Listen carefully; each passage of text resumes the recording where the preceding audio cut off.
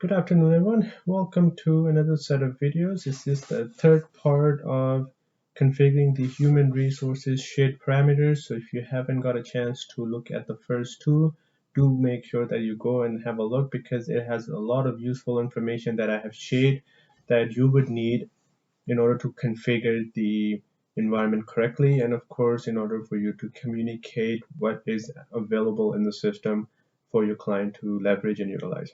So this video we're going to focus on the personnel action, and then in the last video I did talk about that a personnel action would require a separate set of video in order for us to fully understand what is the need of it and why do we need to configure it. So let's get into it. And right now, so you see the home page of a finance and operation, and right underneath the general ledger menu you have human resources module. Right under, if you expand the setup, you have human resources shared parameters. So if you click on that and we go into the personnel action, these are the two personnel actions that you would need to enable. And the reason personnel action is important is because the workflows are attached to these actions. An action can be hiring an employee, terminating an employee, transferring an employee from one position to another, or simply editing a position's information. So the first three actions are related to a worker action. This latter one, which is updating or editing the information at a position, is to do with the position action. So if I were to enable the worker action, I need to go into the personnel action types under human resources setup and attach an action to a workflow. And that's what we're going to look at right now.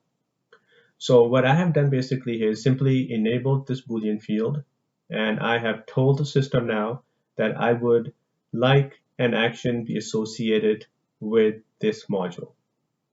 So now once you have figured out what kind of actions are required, and that's where your client is going to step in and tell you what is required. And in our example, we would assume that a hiring action would require a workflow associated with that task. So that's what we are going to configure. So once you have this enabled, you can either go into the human resources setup and find personnel action types. Sometimes I like to simply search. So I'll go to personnel action types. You could see that it tells you human resources and right underneath the path as well, which is the setup. So if you click on it, this is also where you need to continue configuring. So by simply enabling the Boolean field is not going to do anything for you. Enabling helps you with configuring the second piece. So in this case, since this is a demo data, we have quite a few different actions associated with a worker. So in our case, we will create a new one. We will give a personnel action type name, which is hire action, give it a description, and you have to associate a workflow here. So right now I haven't configured a workflow, but this is a workflow that is already in the system. So we will simply use that workflow and you would assign it and you save it. While we're on this form, you want to make sure that you also add security roles for this action. If you don't add the security role, then nobody can access or execute the task.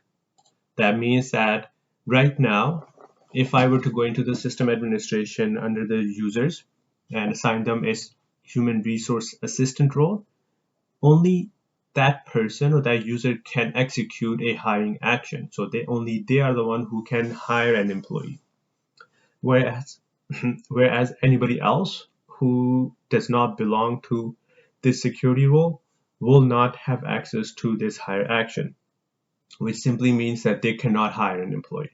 So that is why a security role is a must. So you need to make sure that when you're configuring the personnel action and different actions associated with the workflow, the security roles should also be configured. So these are the conversations that you're going to have with your client when you talk about these actions. So now you have simply completed the configuration for a personnel action. And if you were to go into human resources, go into the employees, and now we're going to step into the process perspective, or the process itself, something that we will touch later when we have everything configured. For the purpose of demonstrating the personnel action, we'll go into employees. Actually, we should go into an active position first, because we should be hiring an employee for an actual open position, not an active position, but an open position. So we should be hiring an employee with an open position. And I will go actually click just hire. And this is a new form. So you see that personnel action type, it has become mandatory. And I have to select which action I want to take. So in this case, we have two different actions to do with the hiring process. So the one that we have associated workflow is actually the workflow is associated, same workflow is associated with both actions, so we can select either one of them.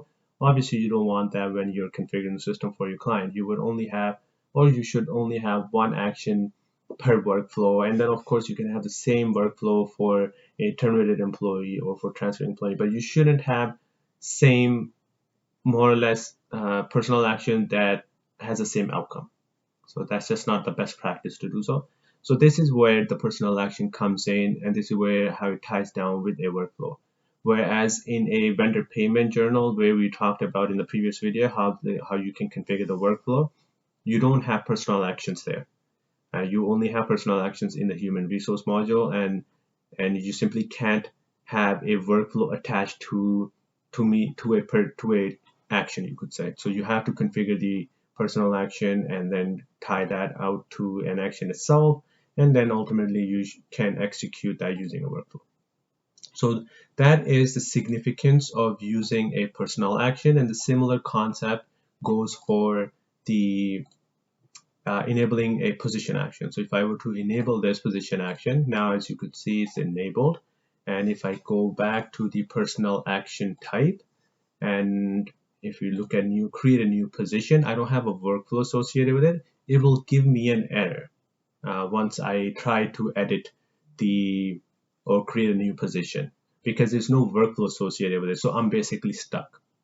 And for me to go around it, either I create a new workflow or I disable that Boolean field so I can create a new position without the workflow.